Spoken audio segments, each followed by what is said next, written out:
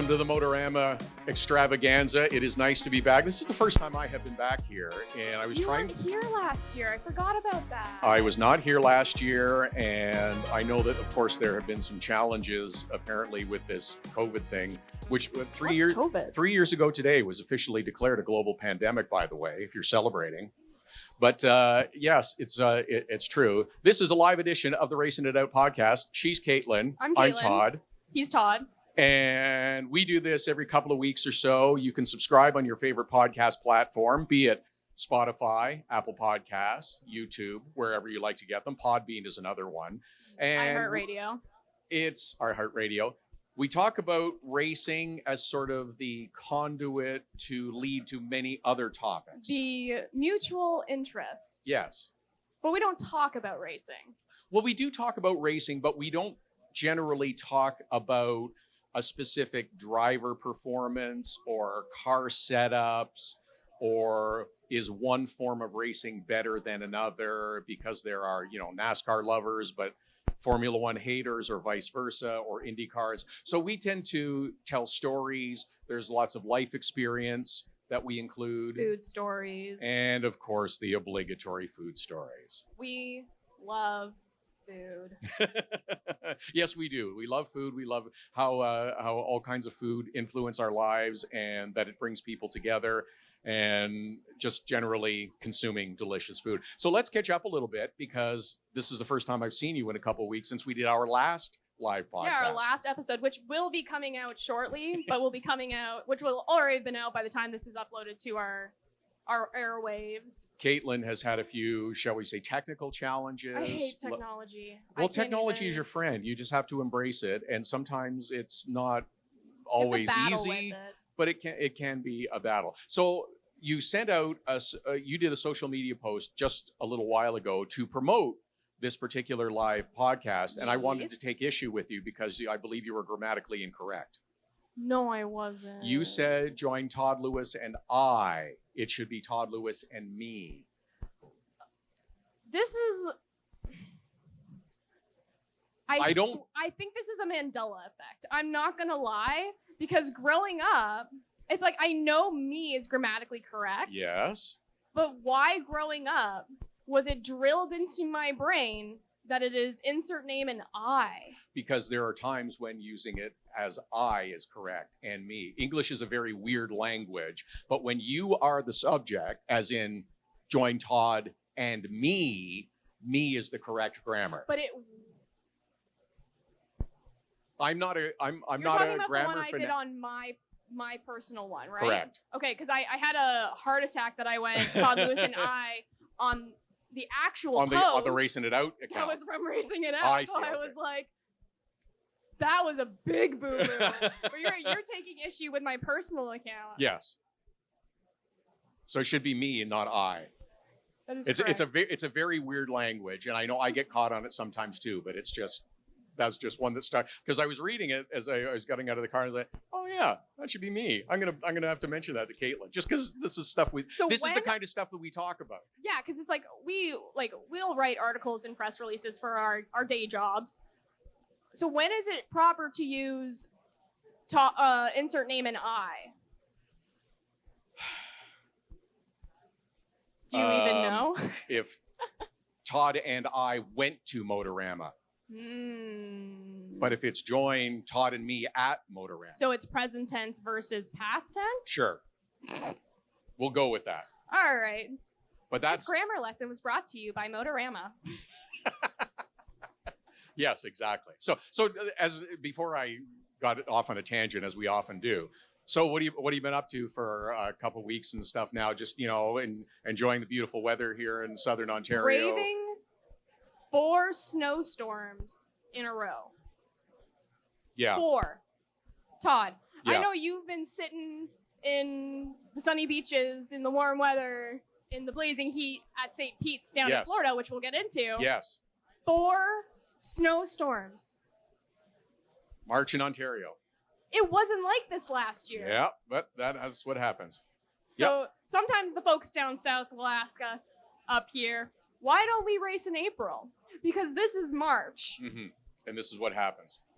So yes, absolutely, absolutely right. So I have been braving the ice storms and the cold and the snow and the 15 to 25 centimeters of snow and then the pop-up blizzard we got yesterday. Yeah, just Waking- because it's March in Just Ontario. because Canada and Mother Nature likes to taunt Caitlin with the fact that Well, this is what's called fake spring, right? This is the fake because you have a couple of warm days and you think, oh, okay, great, Yep. we're gonna have that spring, and then you get crapped so on. I won't.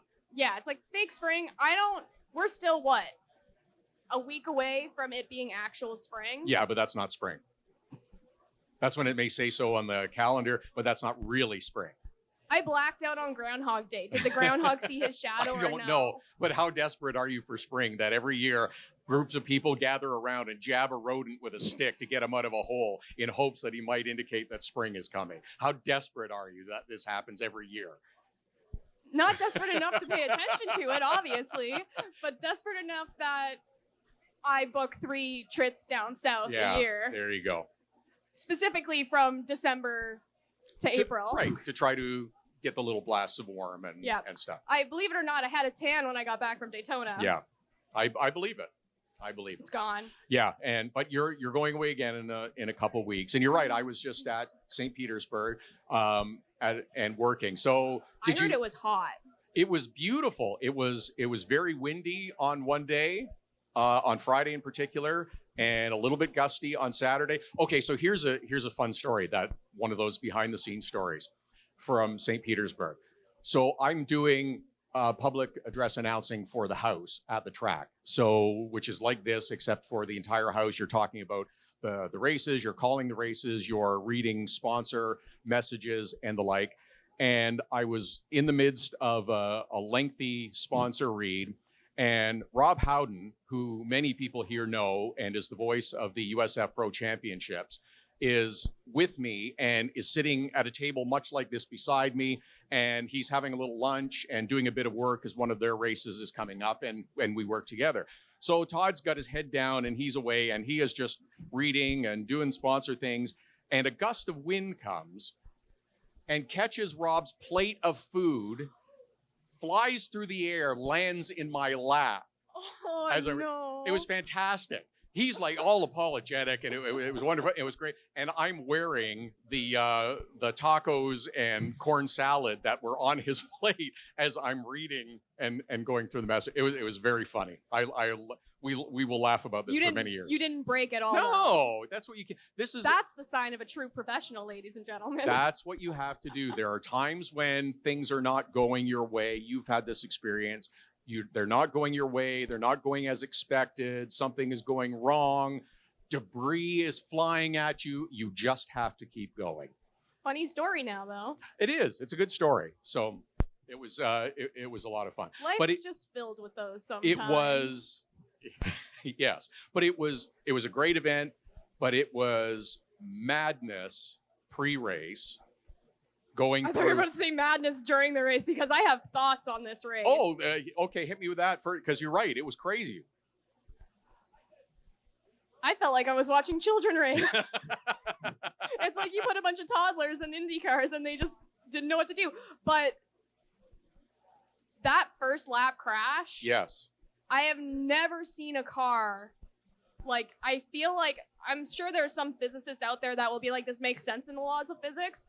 But I feel like that defies the laws of physics. The car of Devlin DeFrancesco, I believe, flying through the air after he was punted by Benjamin Peterson. T-boned. Yes. And because he was coming through, and the way the track is situated is you come around through 1 and 2, DeFrancesco's car is sideways. You can't see that corner. It's blind. You got to come through at full speed, and there's no place to stop. And do they have, it's a road course, it's a street course, so do they have multiple spotters around there, or every team is different? Every team is different? Yeah, some will have more than one, others not necessarily. But there's nothing you can do when you're hustling through at about, I don't know, 120 miles per hour, and you have 50 feet to stop. Physics don't work in your favor in that manner.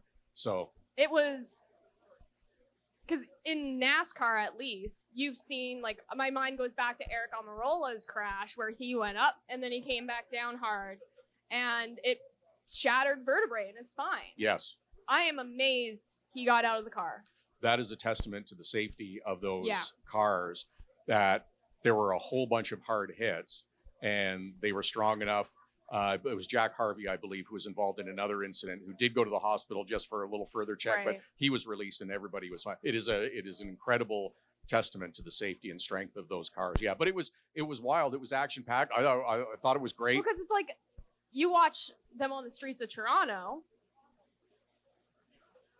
I would go as far to say I think Toronto on an Indy court, even for Pinty sometimes, it's kind of boring. Yes and no. It can be.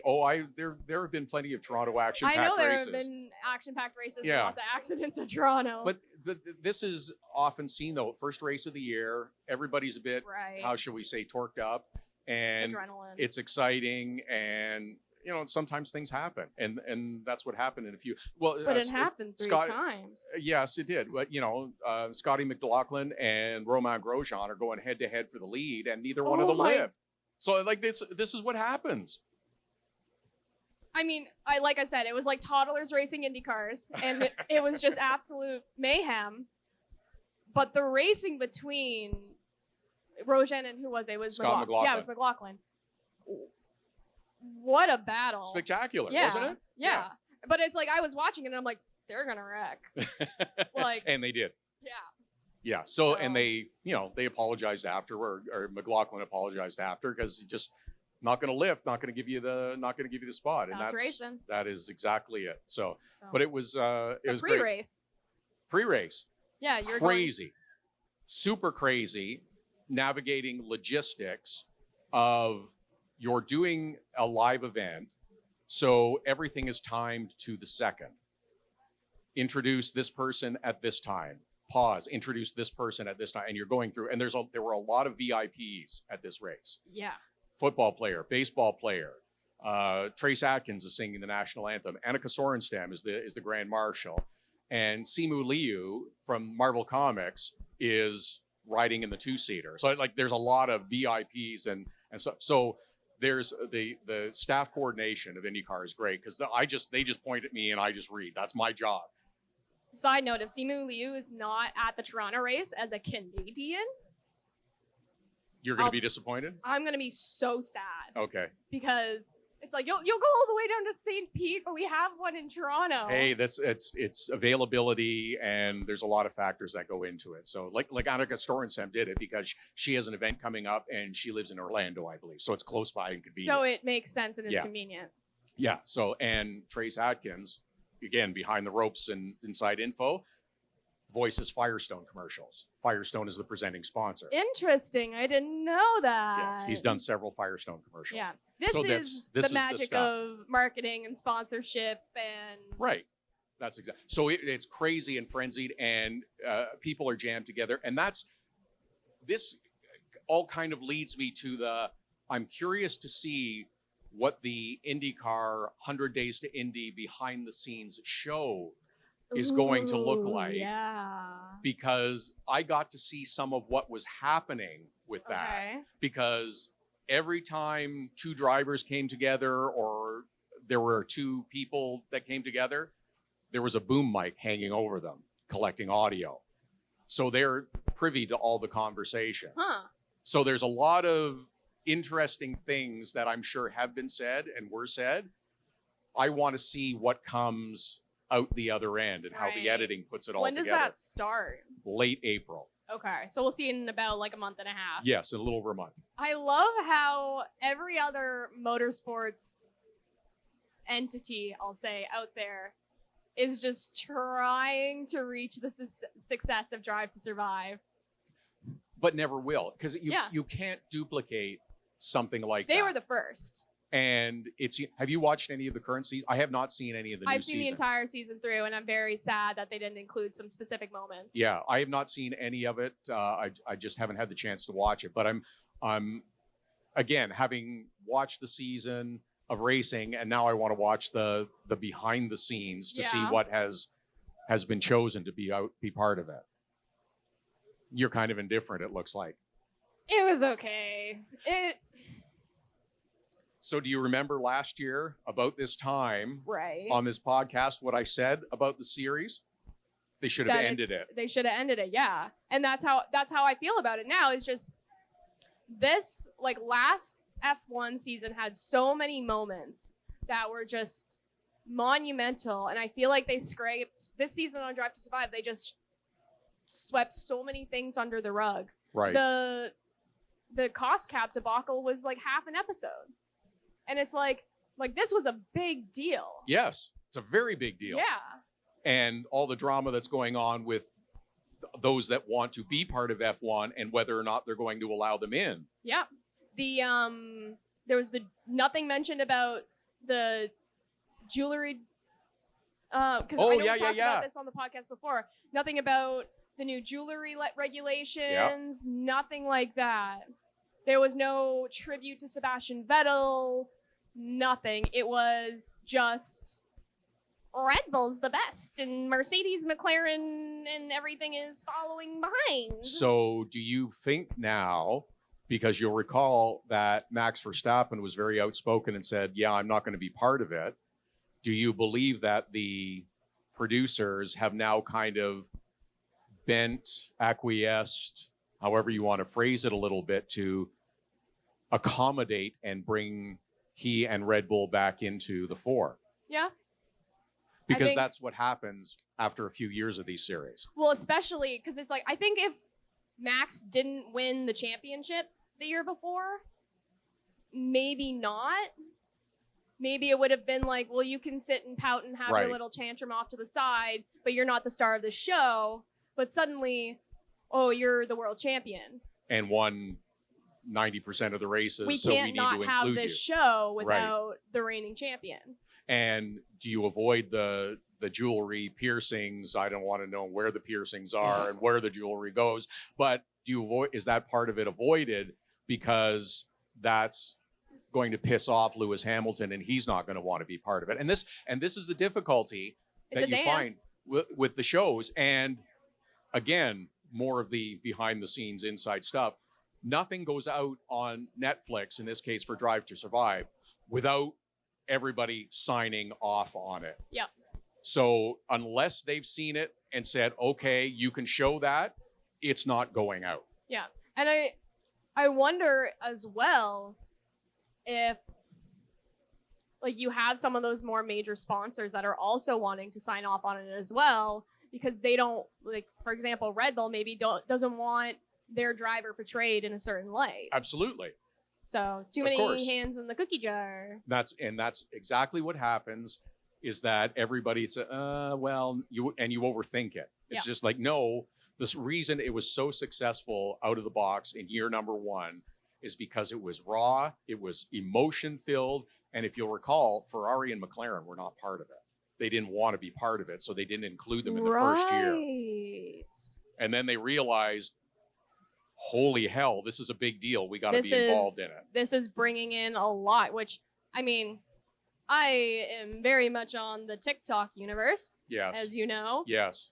I would say the uptick in Formula One / Drive to Survive content I have gotten from the day the season dropped to Bahrain last week, it was every single video. Right. And it was anything from, these are my thoughts and opinions on the latest season, to this is everything you need to know for Bahrain, to Charles Leclerc thirst traps. Yes. Because so many people from my generation and even younger are just coming into this sport, and to have people like George Russell, Charles Leclerc, Carlos Sainz, Lewis Hamilton, Max Verstappen, who are young, attractive men, all of the young women are like pinned watching the next season. So for sure, Ferrari, once they saw that uptick going up in new fans coming in, they were like, oh, this is a perfect opportunity to put our drivers. We have to be part of it. We have to be a part of it. Yeah. I know I have a couple of friends who were not race fans prior to Drive to Survive, Mhm. saw it, and now never miss a race. It is the perfect example of, if we do this and do it well, we can attract new fans.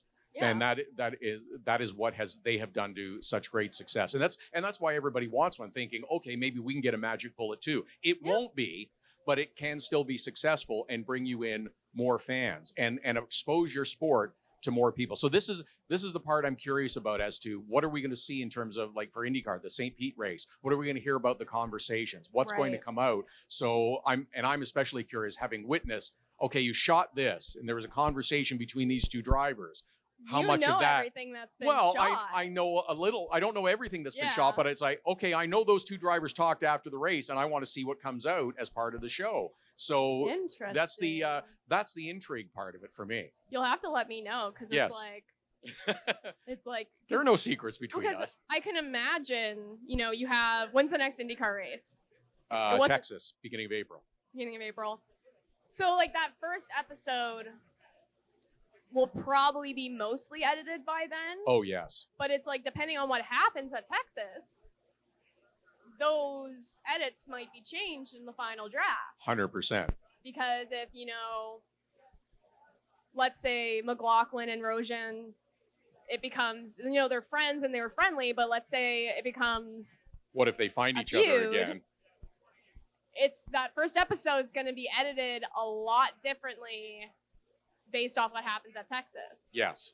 So And that's the curious part that I'm very interested interesting. in. Where can I watch this? Because I don't think I watched last season. It will. This is the first year of it. It's not. I thought they did it last year. No, they did not do it last year. This is the first year of it. It will be available on the CW. I'm told it will be widely available everywhere, including out of the U.S. So I haven't seen where here yet, but we'll wait. It may be available.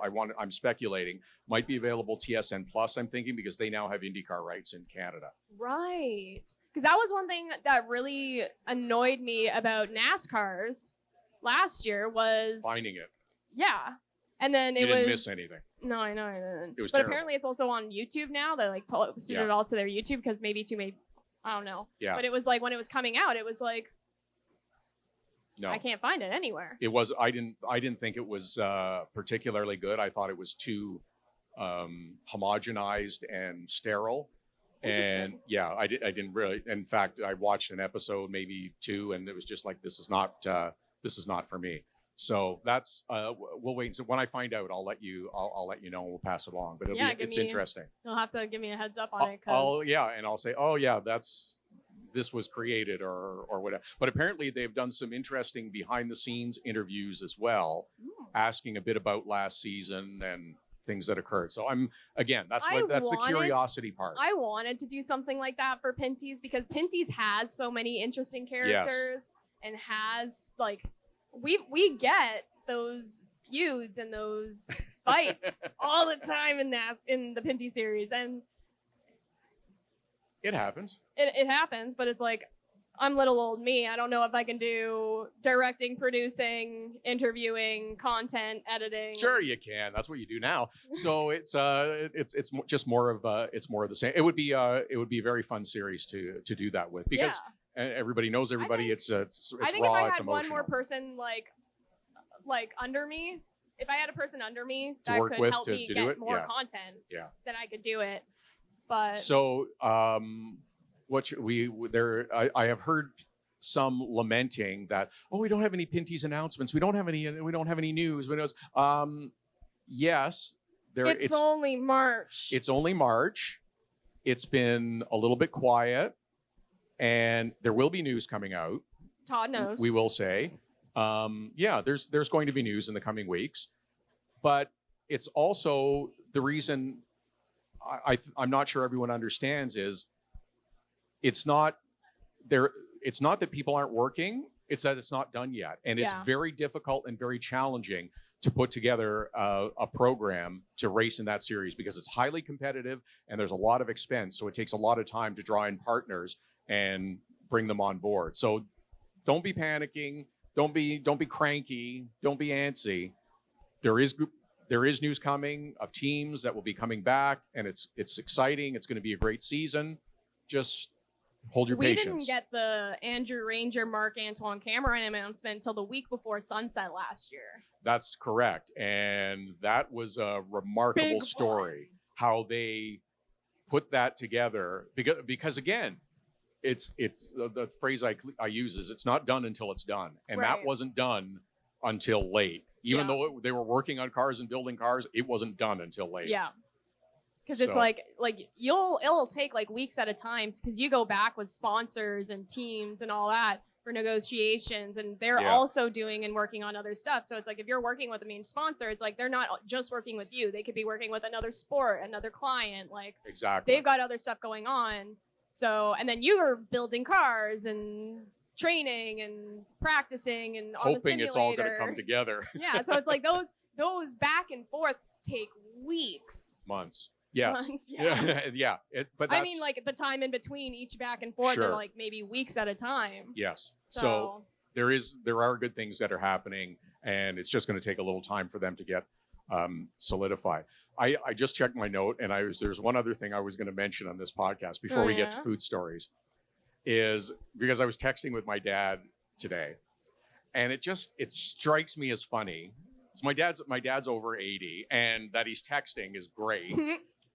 But it's just, you know how there are dad jokes? Yes. There are dad emojis. Yes. The thumbs up is one of them. The one that got me today was the smiling happy face with the sunglasses. It's like, there's dad emojis. There are dad emojis. But it's funny because, so in my mind, the thumbs up is sometimes used as like a passive aggressive, like, yeah, okay, I got it. Right. So it's like so I have to remind myself sometimes when I get a text from my dad and he gives me a dad emoji, like the thumbs up, like what time are you coming over today? Oh, 6 o'clock. Just the thumbs up. It's like, are you mad at me? No, but that's not, if it's from your dad, he's not mad. I have to remind myself. He's excited and great that you'll be there. He's just like, got the information. That's right. Cool. But it's like, if I get that text from like, I don't know, like a coworker like in and around my age, I'm like, hey, are you okay? What's the matter? Did I piss you off? Are you like, what did I forget? Yeah. So those are, anyhow, that struck me this morning. So well, my favorite one was and I feel like this was like a meme for a while. My grandmother straight up thought that LOL was lots of love. You mean it's not? So having to She's not alone. Yeah. No, it's like, it's a very like grandmother boomer trying to figure out millennial slang. But I love that. It's just, and every time now I'm curious. I need to go through my messages with my dad. I know, and you want to look for the dad emoji, because there's a few that are always, that are always going to be the dad emojis. So like dad jokes, but in emojis. That's the that's the thing. So but that was the one that struck me this one. But my mom is, every time I see her, she's like, okay, I can't do this with my phone. It's like I lost my email. That one. The like the X face with the tongue out, like the. Oh yeah, that's a good one. Yeah, that's another one. Yeah. Yeah. See, dad, we could start a whole thing, dad on dad emojis. So. Yeah. Oh man. Want the food stories? You have more than I, but I have I got two. You have two? Yep. So you can go ahead with your food stories, but then after I have I don't think I've talked about this on the podcast yet, but I've found a new affinity for a new cuisine that I found. I want to say maybe a couple months ago. Great. Okay. I'd never tried it before, so you may go ahead. Okay, two quick food stories from St. Petersburg. One from Joey's New York Pizza, which I love and wasn't able to get to because it was too busy and I couldn't find a place within like 5 blocks to park. And I wasn't taking a chance and parking in a no parking zone like I did last year because I almost got my car towed. Ooh. So it's like, nah, I can't go. So, but love it. It's right on First Street downtown. Great pizza, great chicken parm, fantastic, love it. And the new one this year is Mexican food, the Grand Hacienda, also downtown, a little farther removed from the racetrack area, 4th and 11th, I believe. Fish tacos, I know how you love tacos. I love tacos. These are Todd knows unbelievable. I love tacos. So the fish is, of course, it's fresh. And it's you can mahi. trust it's good fish because you know it's by the ocean. It's mahi. It's delicious. It's grilled. It's beautiful. There's a little shredded slaw on the top. But here's the kicker, because I love it. Also on top of the fish tacos, diced fresh mango. Mango. Unbelievably good. Magnificent. I thought you were going to say jalapenos. Oh, fruit, sweet, beautiful. Absolutely fantastic. Amazing. Grand Haciendas. Unbelievable. So there's my food stories. So if I go to St. Pete next year, I'm going to be like, you're going to have to remember this. So you can be like, remember the taco place. We're going for tacos. Yeah, absolutely. So yeah, it's spectacular. So what's your new discovery? So I want to say it was maybe November of last year. My roommates wanted to go, like, we really like doing different cuisines, and where I live in Toronto has a lot. Like, I'm right situated in like by Koreatown, so there's lots of Korean, Chinese, Japanese food in there. But then to my west, we get more like African style. Yeah. So we have like a bunch of different, like, we have Jamaican food, which is an African, but like these are like a lot of, like, it's kind of a mix. So there's Nicaraguan, there's a whole bunch. My roommates wanted to go and try an Ethiopian place. I had never had Ethiopian food before. So we went, we tried it, and it was amazing. Only to find out that one of the best Ethiopian spots in Toronto is around the corner from my house. Amazing. So I think I've gotten it like 3 times in the last 3 months.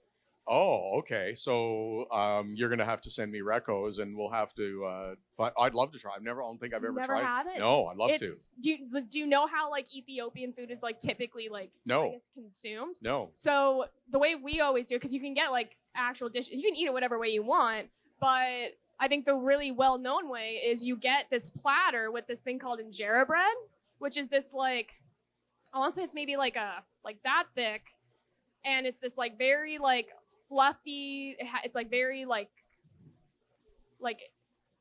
fermented. Yeah. It's like got like popped bubble, like all of it, and you will like rip off a piece of it, and then take that bread and scoop out the meats and the veggies and all that, and then just plop it in your mouth. Similar with Indian food with naan bread, as you would dip in different sauces and taste and stuff a little bit. And this is another thing too. I think I've mentioned to you before that I've had to go dairy free for the last month and a half at this point. I messed up last night. Uh-oh. I ordered Indian food, and I was very careful to make sure I didn't get Indian food that had yogurt in it. Right. And I could like just coconut milk or something. And I love my naan bread, and I was like, I'll get the plain naan bread because I don't need butter on it. I go to eat it, and I'm like, shoot.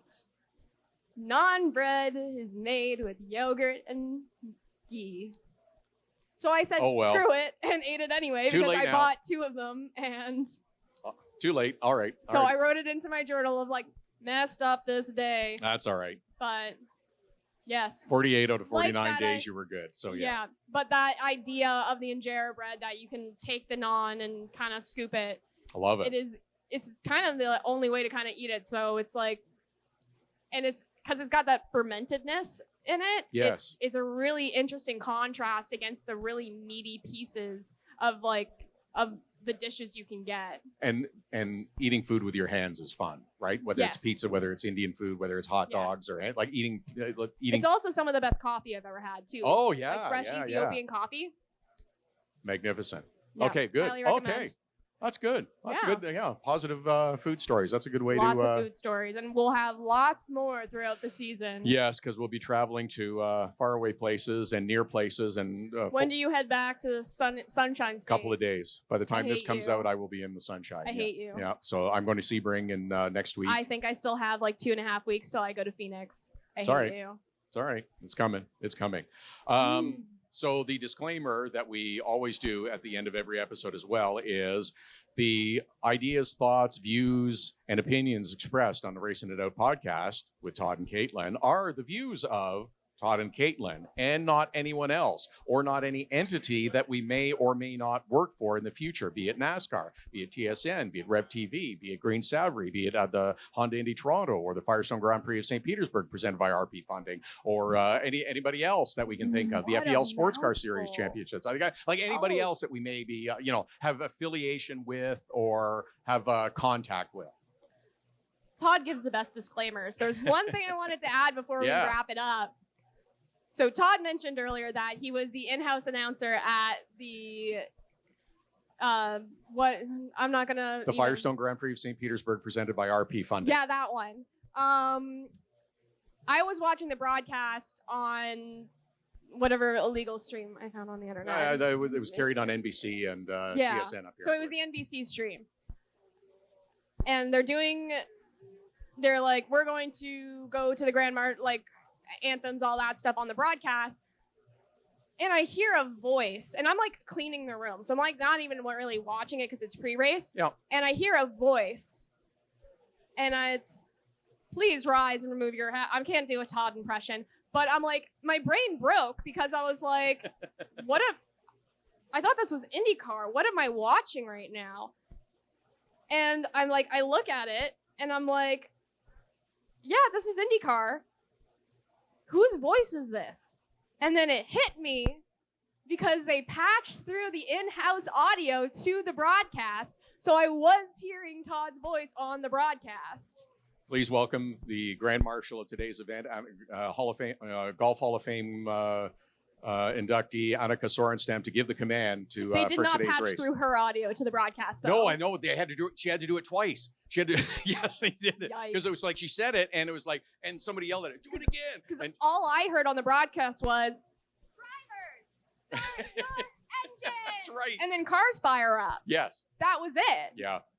But that's the challenge of navigating live on-site event, incorporating it into the television broadcast and the network radio broadcast Right. as well, because they're all tied together, Right. and everybody is getting a count in their ear saying 5, 4, 3, 2, 1, and you've got to be there at that mark Yeah. because everybody goes. And then, of course, you might just get like a technical glitch where the microphone doesn't work. Exactly. And Or it's not connected or whatever it is. But yeah, if you go back and watch the broadcast from the IndyCar race last weekend, you'll hear Todd's lovely voice. so yes, that was my gig there. Yeah, it was but a lot of fun. So, Broke my brain.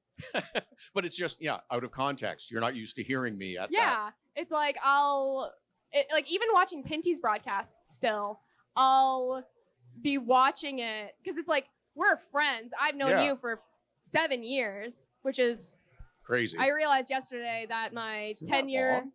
This will be my 7th season in the Pinty Wow. series. Yeah. Okay. But even worse, I realized last year it'll be I realized last night that next year will be my 10-year high school reunion. oh yeah, there you go. So I'm like, ew.